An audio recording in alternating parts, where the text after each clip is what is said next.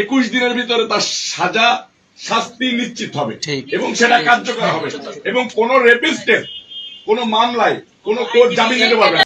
8 তারিখে রাত্রে তারাবি পড়ছি, রাত 11টা পর্যন্ত 5 পারা খতম তারাবি পড়ছি। যখন শুনছি নামাজের ভিতরেই ফোনে থেকে কথা বলছি, যখন 4 রাকাত হয়েছে ফোনে থেকে কথা বলে রোগীরে এনে ভর্তি করে ওইখান থেকে মিছিল বের করে ঢাকা মেডিকেল আসছে, ঢাকা মেডিকেল ঘেরাও করছি, ঢাকা মেডিকেল থেকে মিছিল করতে করতে কারাবন গেছি শত শত লোক নিয়ে। এরপরে এই জিনিসটা ভাইরাল হয়েছে, ভাইরাল হওয়ার পরে মাগুরাতে থানা ঘেরাও করাইছি, এলাকায় এলাকায় মিছিল করাইছি, পাড়ায় পাড়ায় মহল্লায় মহল্লায় মিছিল করাইছি। আসামিদেরকে 24 ঘন্টার জন্য ধরার জন্য ডিআইজি কে, পুলিশ কমিশনার কে আলটিমেটাম দিছে আইজি কে। আসামি গ্রেপ্তার হয়েছে, ডিআইজি কালকে আসছে আমার সাথে গিয়ে আইসিইউতে দেখছে। আইসিইউতে বেশি লোকজন গেলে মেয়েটার ইনফেকশন হয়ে যাওয়ার সম্ভাবনা আছে। এই কারণে আমরা এগুলো করার পরে যাতে কেউ ঢুকতে না পারে আমরা আমাদের কাজগুলো করে যাচ্ছি। শুধু শুধু আমরা একটা বলার জন্য একটা কথা বললাম বা হাউকাউ করলাম সেটা সলিউশন না।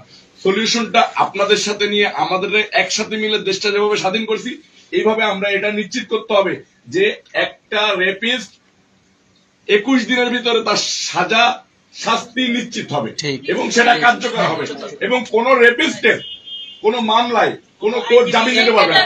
সেটা অ্যাপিল ডিভিশন হোক, সেটা হাইকোর্ট হোক, সেটা অ্যাপিল ডিভিশন হোক, সেটা আপনার প্রেসিডেন্ট মার্সি হোক, কোনোভাবেই যেন কোন রেপিস্টের জামিন না হয়। এইটা নিয়ে আমাদের কাজ করতে হবে।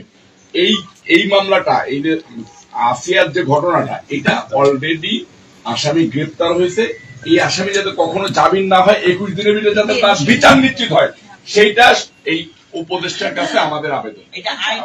আপনার কাছে আমাদের আর কোন আবেদন নাই। আমাদের ভুল ধর্ষিতা হয়েছে, আপনি এখানে আসলেন, শুনলেন আমাদের দাবিগুলো।